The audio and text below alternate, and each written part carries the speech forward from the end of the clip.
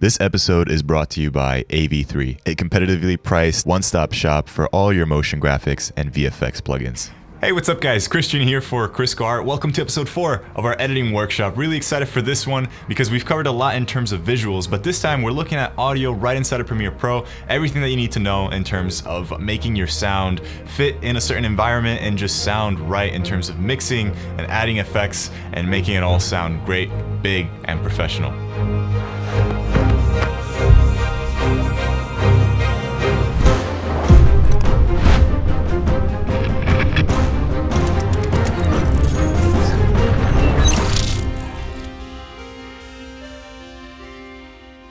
So I'm sure you've heard, and I don't have to stress anymore, that sound is really important, that it is probably 50% or more of your film, and that if you have great visuals and bad sound, then your audience is just gonna be pulled out of it. But with that aside, if you are working on a larger scope, if you wanna do some more complex tweaks with your audio, then I do recommend dynamic linking into Adobe Audition, which is a program that is built for audio and it has a lot of great tools for that. But I know that a lot of us wanna stay right inside of Premiere, whether it's because of tight deadlines, of run and gun type of shooting, or just because we don't wanna leave a program and jump into another one. So that's why I'm making this video. I want to show you all the essentials that there is for sound right inside of Premiere Pro.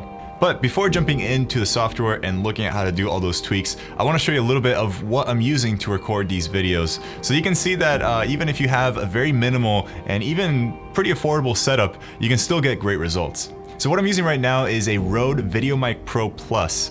It's a great on-camera mic, or even for kind of scenarios like this one where I'm doing YouTube videos and that sort of thing. It is currently plugged in with a long cable that plugs in directly into my A7S Mark II. You should not do this if you want to have the best type of quality from this mic or any mic. Usually it's not a great idea to plug in directly into your camera, simply because the preamps that are built into these bodies are not the best. They don't have a lot of power, they don't really handle the signal coming in all too well. But for me, it gets the job done, and again, we're gonna look at some tricks in Premiere Pro that can get you the best out of what you're capturing. So usually what you would want to do is plug into a recorder such as the Zoom H4n or anything like that, so that you can have some preamps that are dedicated just for audio recording, and then you would have to sync things later up in post. And then for the voiceovers, you are probably seeing this mic behind me. This is the Procaster mic from Rode. It's amazing when it's in very close proximity to you. It can really capture your voice and deliver a nice rich sound. And we're going to take a look at how to manipulate both of these sources and how to make them sound as best as possible.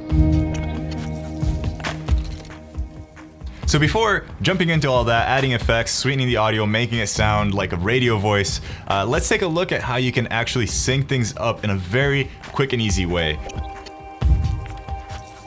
So this is where AV3 comes in. This is the sponsor of this episode, and I'm really grateful to have them because they are a plugin distributor and they have all of my favorite plugins. So it's been really great to use them, and specifically for this episode, what I'm using is PLURAL EYES. You might have heard this plugin. It's from Red Giant. It's gotten a lot of praise in the filmmaking community because it takes away the dreadful hassle of having to double click on the audio clip, expand the waveform, sync things up manually. Instead, this way with PLURAL EYES, with a click of a button, you can essentially sync up entire folders, entire scenes with audio without having to do much work yourself. And if you guys want to get this plugin or any other plugin that you're seeing on screen right now, you can go there and you can even get it at a discounted price. They're really awesome. They really care about the community, and honestly, their customer service support and just having a portal which offers all of the top of the line plugins, even at a discounted rate, is pretty nice. So definitely check them out, show them some love, and get some plugins through AV3. So let's jump into PLURAL EYES, and let's start by syncing our footage with our audio first, and then we can take a look at how to make it sound nice and rich and clean. So this is going to be mind-blowingly fast. In here I have a sequence with the camera footage with its own scratch audio, and then I have a few recordings from lavs that we had that were recording into a phone and into a Zoom recorder. The magic of all of this is that once you have all these elements in a sequence, you have a way of telling Premiere, hey, put all this stuff together where it's supposed to go. And that's essentially what PLURAL EYES does. The only thing I don't like about it is the name, that it is so hard to say, PLURAL EYES. It is kind of cool though. So all you have to do with that sequence open is just go under Window, and under Extensions you will find Plural Eyes 4 or whichever version you're using, and that will open up a pop-up dialog box that you can dock wherever you want. And then in there, all you have to do is hit on Sync. Now that's pretty much all that there is to it. Now if you want a few extra options, you can click on this gear icon. This is going to be your settings, and you can select color unsynchronized clips so that you know which ones weren't part of your footage or they just didn't sync right. And then you can also click on options inside of Premiere where you can move all the unsynchronized clips to the end of your sequence. And then finally, you can select the option of creating a sequence with audio replaced. And this is usually the type of sequence that I'll work off of because it'll kind of replace all of the scratch audio. It'll line things up perfectly so that your timeline isn't going to be cluttered with any unnecessary clips that you're not going to be using. So there we go. That was mind-blowingly simple and fast. If I think of all the times that I've had to sync up footage with audio clips myself, I'm just thinking, why didn't I get this sooner and just start doing it this way instead of hating my life while doing all those manual syncing. So that's why I'm telling you about Plural Eyes. It's great if you're doing a lot of work where you're syncing audio all the time and it's a hassle. Get it, don't stress yourself for no reason. So now that we have that taken care of, let's take a look at how to sweeten first this audio source, so me speaking into the VideoMic Pro, and see how we can get some nice rich vocals for voiceover. So the first thing in terms of voice and dialogue that we're going to look at is probably one of the things that I've struggled with for a very long time, and that I see all the time on YouTube, all the time on indie short films and all that, and it's something that bothers me, that bothers a lot of people, and that is inconsistent audio levels. So to show you what I'm talking about, for example, let me take away any post-processing that I've done on this audio track where I'm speaking right now, and you can see how sometimes I get really excited about things and I'm even raising my voice and my pitch and blah blah, and I'm up here, and then I get into some of the details and I lower my voice, and that can become a little bit inconsistent in terms of audio levels, because not everyone is going to be speaking at a perfect waveform form, and they're going to have different variations in the way they speak and the way they talk, and that's normal. But what is not normal is hearing that, and it bothers a lot of people because it's very inconsistent, it's very jarring. And this is still with a setup that is very consistent. I'm not moving, the mic's not moving. Imagine if it gets even worse and you have moving subjects or people whispering or people yelling or whatever, and your levels are all over the place. It's awful. So here's how to fix that. Alright, welcome to Premiere Pro. This looks a little different than usual. I just went under Window, Workspaces, and I selected Audio for the first time ever, actually. And because usually I just have it customized to however way I work. But, you know, this way we can have something that you can also replicate in terms of UI. We also see this new panel that has been added with some of the later updated versions of Premiere. This is a really cool, powerful tool that I'll probably cover in a live stream, since it really breaks down some of the things that we're going to talk about in a very basic and beginner-friendly way. So this is very interesting. We're not going to be talking about this in this video just because we want to do things sort of the pro way and really get into the nitty-gritty of all of the effects and have full control over that. And once you learn all of that, I think that's an important stepping stone, which then for quicker turnaround projects and that sort of thing, this can come in really handy. So we can see that we're dealing with a pretty good level of audio. You know, it's not too quiet where if we boost it too much, we might have some noise, and it's fairly consistent. Now, one thing I want to mention, if you're seeing it like this, you might want to double click on this section of the audio track. And if you double click, it'll expand it like this just to get a little bit more room to see your waveform. So one of the first things that you can do is you can either boost your audio if it's sounding a little bit too quiet. So the way you can do this is by right clicking on the audio, and you can go under audio gain. Now in this dialog box, there's a few things that you could take a look at, and one is the adjust gain by. Now this essentially boosts your input sound, and it just makes your volume go up. So this could be great if you have something that's really quiet and you just want to boost it a little bit. For the sake of this example, I'll just do 2, just so we can see a little bit of a difference. We'll come back to this. If I click OK, you can see that the waveform changed slightly. It kind of got boosted up a little bit because we've added 2 decibels of gain to this audio section right here. Let me right click on this, go under audio gain once again. And the next option in here that I want you to take a look at is normalize all peaks to. This does something slightly different. It's still doing a sort of a boosting, or maybe you can even subtract some of the peaks if you go in the negatives here. But what this is going to do is it's going to grab all of the peaks, all of the loudest parts, and it's going to normalize it to a certain decibel number. You can probably bring it to -3. So if I click OK on that, it kind of shifted down all of the loudest peaks in this audio file here. Let's just quickly play this. You might not be able to hear much, doesn't matter. What I really want you to pay attention to is this audio meter over here. You can see that it's pretty consistent and it's landing between -12 and -6, sometimes going a little bit higher. This is pretty good. With the changes that we've done, it's already something that people can actually listen to on different devices, and they don't have to really kind of squint their ears and try to pay attention to what you're saying. So this is already pretty good. We know that at least people are going to hear what we're going to say in a very clear way in terms of volume. But the only issue is that it's a little bit all over the place, and we're going to try a way to kind of squeeze that together so that it's a little bit more consistent. And one other thing that I want to mention is a lot of times for broadcast, you want to land at about -12, so you have a little bit of extra room to play with. But for most online content, most stuff that's going to be seen on phones, you want to push a little bit further than -6. That's kind of what I do for my videos. That's just because people want stuff really loud when they consume media on YouTube. And if you're going from, you know, a really loud vlogging channel and then you go onto this video, people are going to be like, why is it so quiet? It doesn't sound terrible. But here's how we can take it a step further. So I'm going to go under the effects panel. If you don't have this kind of workspace, it could be floating around somewhere else. Just find effects. And in here, I'm going to type in multi, you can see here it pops up, multi-band compressor. So I'm going to drag and drop this onto my audio clip. And now if I go, where is it in here? Effects controls. Okay, they've put it up here. So it took me a while to find that. So we have the multi-band compressor applied to our selection over here. If I click on edit, whoa, what is this? This is looking a little crazy. It's got colors, it's got lines, it's got a bunch of numbers. But don't worry, it's really simple once you get your head around it, and it can be a really powerful tool that can enhance the way that you sound. And this is just one of the first steps that we're going to do in sweetening that vocal and getting that nice radio quality sound. So right now we are immediately brought to this preset, which is broadcast, which is ideally what you want to use if you're using vocals, just because it just splits it up in a really nice way. So what we're looking at here, and if I play this, you can see the waveform kind of animating as we progress here. So now that we have a clear way of displaying this, you can see how this is just sectioning things off into different chunks, different bands, hence multi-band compressor. And what we can do is now have full control over our very low lows, over our kind of low to mids, and to our higher range of mids, and then to our highs. And the reason why this is great is because you can normalize it in a way that sounds very good, and it sounds just clean and very uniform. But then also if you have some preferences and you want to boost a little bit of your highs, or if you want to really enhance your lows, you have full control over this. And it's very nice to have that split off in this sort of way individually.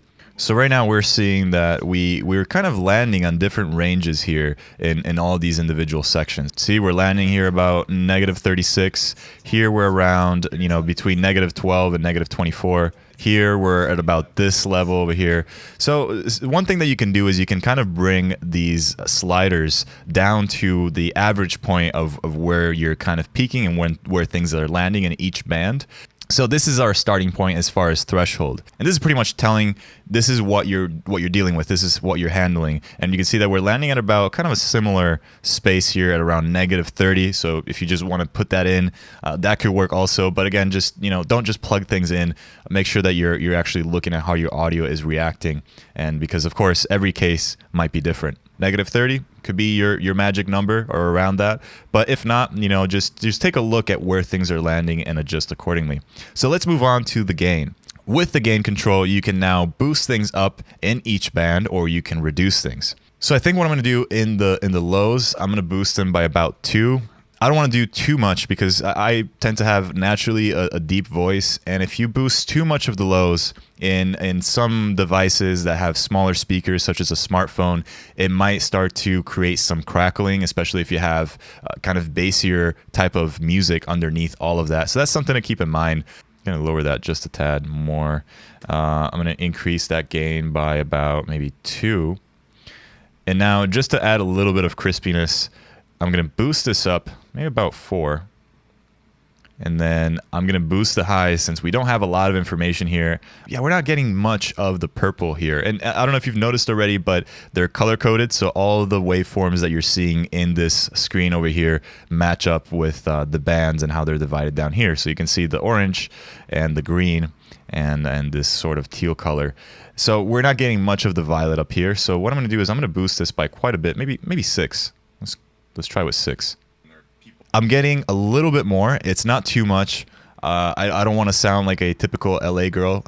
I don't know if that makes sense or if that's offensive. But so I guess the main thing that you want to keep in mind with doing all these adjustments is that if you're pulling things apart too much, it could really destroy your voice and make it sound very unnatural or even bring attention to itself. And that usually tends to happen a lot with some of the higher frequencies, you know, when they really kind of are piercing through your ears, that can get really annoying really quickly. So that's just something to keep in mind. I'm pretty happy with where we're at with this. Now, there's a few other things down here that I'm not going to really get into too much. The ratio 2:1 is usually what you want to be at, and that's just the ratio at which the compressor is compressing your sound. 2:1 is what works for most of my situations and most dialogue situations. The attack and release, I'm usually leaving it where it is. Essentially what these are telling the multiband compressor is how quickly, with how much delay are they coming in to affect your sound. Because you got to keep in mind that whatever thing we're changing in here, it's being applied to our sound. And with an attack of 0, for example, or a very quick release, it might feel more like the compressor is snapping into action whenever it needs to. Now, one more thing that we can talk about in here, well, a couple more things. One is the output gain. This is pretty self-explanatory. If things are still a little bit too quiet and you've got them to a point where they sound natural to you, you can boost it a little bit more with the output gain over here. And then down here we have the limiter. Now this is pretty important if your audio is starting to clip. Again, we talked about how we want to stay at around -6, maybe -3. And if you're going a little bit above that and you reach 0, that's what you don't want because you're losing information, you're clipping. And aside from just losing information, again, it could sound like it's crackling or it sounds like distortion. We've all heard how that sounds, you know, if people are screaming right into a mic and it gets too overwhelming for the mic or the limiter, it starts to distort. We don't want that. It sounds awful. Right now, this margin doesn't quite work. We want to make sure that we at least stay at, let's say, -3. So with that, now we know that no matter what, we're not going to pass over -3. And here's the thing. This number might change depending on what else you have underneath it. Obviously, if you're letting things sit at around -3 and then you have a bunch of other sound design elements coming in, music kind of coming in, you have to keep in mind that all of those decibels, all of that stuff is going to be added on top of this, which will then cause you to peak. So keep in mind what you're putting underneath this. If it's just the voice alone, -3 is a pretty good number to be at. But again, keep in mind that you have to make room for other sounds underneath this if this isn't the only sound that you're going to be hearing. So -4, -4.5, -5. It all depends on how aggressive these other sounds are and how much room they need in order for your mix, your overall mix, not to peak. So there we go. I'm listening to it now. I'm looking at the meters. I like how this is sounding. You can play this and you can even solo different parts of your audio. Right now I'm soloing the bass. I can unsolo it. Now I'm listening to the whole thing. I can solo the mid range. So that is something that you can play with. And then of course, this also falls into a little bit of preference. You know, how do you want your voice to sound? And you can really nail it and just pay close attention to each band, to each set of frequencies of your voice, and see what you want to boost or subtract and just balance out to whatever you prefer. So this was a huge chunk of information. I promise you not all of this is going to be this complicated. Let me show you one other tool before we move on that you can use with or instead of the multi-band compressor. So I'm going to turn this off by clicking on this effects icon. And under the effects here, what I'm going to look for is dynamics. What I'm going to do is I'm going to click and drag this on here. We're going to click on edit for the custom setup. You can see that the dynamics effect in Premiere Pro has its own compressor. So this is great. And sometimes I'll use this instead just because it's just quicker. You see that we only have these options and we're going to be done with it. So I'm going to check compressor. I'm going to set the threshold to -30. Again, very similar to what we saw with the multi-band compressor. The ratio we can put to 2. The attack and release can be similar. You can see how now we're landing at about between -18 and -12. We want to be a little bit more up here. So let me just try 5 and see where that gets me at. So you can play around with it, but it's just a much quicker and easier way to essentially compress things together without having to get into all the individual bands and into the multi-band compressor. And this is still with a setup that is very consistent. I'm not moving, the mic's not moving. Imagine if it gets even worse and you have moving subjects or people whispering or people yelling or whatever, and your levels are all over the place. So that sounds so much better. And all we've done is we've told Premiere to just grab all of the lower parts and set them to a certain point, and all of the loudest parts and set them to a certain point, so that we have a very consistent waveform and we have a very pleasant and consistent sound that we're hearing. Now, another thing that frustrates a lot of people and that is really annoying to hear is any kind of background noise. And that could be hissing from the mic itself, it could be noise from your environment. So how do we clean up the sound so that if you want to just hear the voice, you're only hearing the voice? This is something you want to usually aim for, because if you want to add ambience or anything else, you can do so in post, you can add all those layers separately, but your voice needs to sound clean. Especially in dialogue when there's back and forth, if you can hear some cuts in the ambience or some shifts in the noise, you don't want that. You want to just work with a nice clean source, and then you want to lay a bed of whatever else underneath that. So let's take a look at how to remove background noise. So this used to be quite a hassle to do, and it really took a lot of just really fine tuning to get it right, because whenever you are denoising anything with audio or sometimes even with video, it is very easy to destroy whatever source you're dealing with, and it becomes very noticeable that you've treated it in some kind of way. Well, this is where Premiere really stepped up their game. Let me just type in reduce, and you can see now we have adaptive noise reduction. Now, I'm doing this a little bit backwards just because I really wanted to show you the multi-band compressor and the dynamics. Usually you want to just start off with cleaning up your source and then working on from there. But what we can do is I can just drag this and place it before all of this stuff. And now if we click on edit for the adaptive noise reduction, we have a bunch of stuff here, but honestly, it does a really good job at figuring things out on its own. But I just want to do a quick rundown without spending too much time on this at what each of these sliders do. Now, the reduce noise by is of course by how much it's going to reduce the noise. And this is probably one of your most important sliders, because if you push this too high and it starts to become obvious, it just starts to introducing artifacts in the audio. It just really doesn't make it sound nice. It makes it sound very unnatural, and it becomes very clear that there was some heavy processing done to this audio. So you want to kind of find your own number of what works. And then of course you can fine tune the noise floor. This is really helpful. This is essentially where we're telling Premiere what we think the noise floor is for this audio clip. So we're saying it anything below, let's say -3 or -2, you can just bring that down to 0. And that will kind of clear some of the gaps, at least if you have dialogue and someone's talking in the waveform. Whenever they stop talking, all of that gets brought down to 0, just to avoid any of that hissing.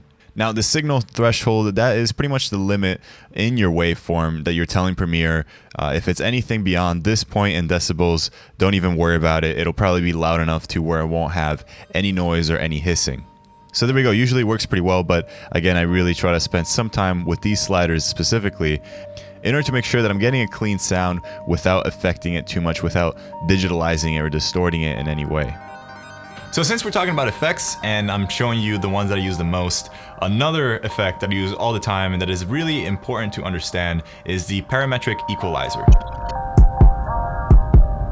So this is the way that you EQ things in Premiere.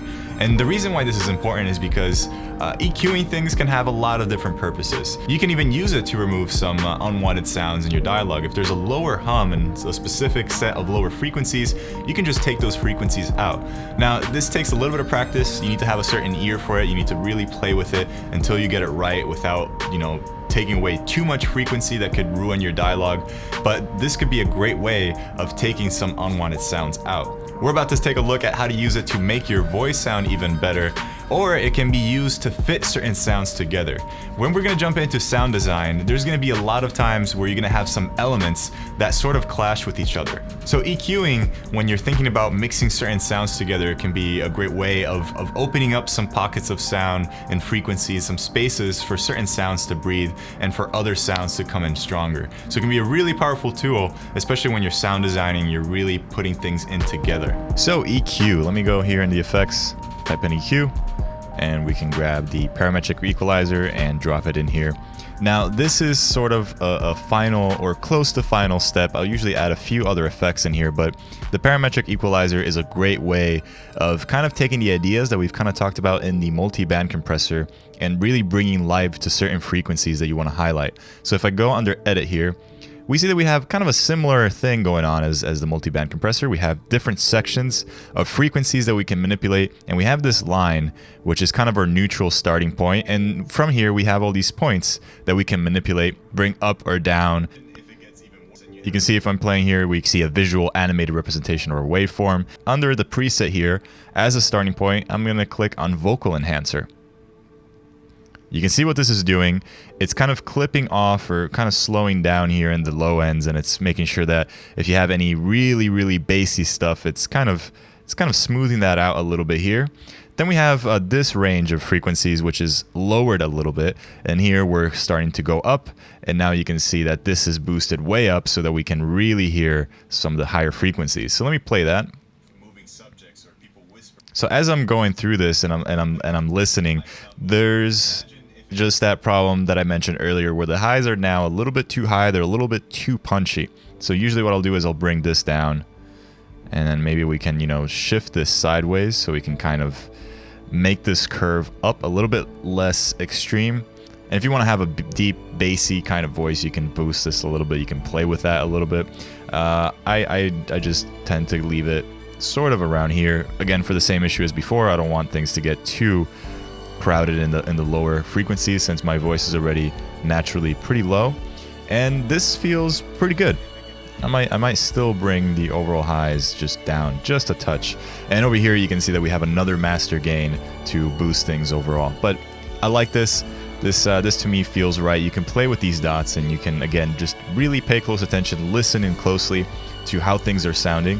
But that is pretty much some of the first steps that you can take in really improving the way that your voice sounds. And again, you can do so much more to it. You can add a ton of more effects to this, but this is just a few steps that I regularly do on all of my voiceover work, all of my audio and dialogue really, and hopefully this can help you in improving your own vocal recordings. Alright, that was a lot to unpack. Hopefully it wasn't too much thrown at once in one video, and hopefully you can take some of these techniques and apply them in your next project and make it sound epic and professional. So there's so much more to talk about sound. This is just the beginning. We've only touched upon a few technical aspects to get you started. In the next episode, we're diving into sound design and some ideas and some even theory behind how you can really effectively layer in all these sounds to create something that's really impactful and strong. I would like to thank again AV3. If you're thinking about getting PLURAL EYES or any other plugin, do it through them. It's a great service. They have great customer service. They haven't failed me once, and it's just a pleasure working with them, dealing with them, and they have all of my favorite plugins on there. So go ahead and take a look, and I do recommend getting PLURAL EYES if you are ever syncing audio, because I have a personal thing with syncing audio. It's awful, it's terrible. I don't know why we're still doing it in 2018. Don't do it, get PLURAL EYES. With that being said, join me in the live streams. They're happening every Friday at 7 p.m. Pacific Standard Time. And follow me on Instagram for a behind the scenes look at all of these setups, at my daily life, and some of the things that I shoot that don't make it on this channel. Thank you so much for watching. I hope you've enjoyed this video. Share it with someone that you think could use some audio tips, and I will see you in the next episode of our editing workshop.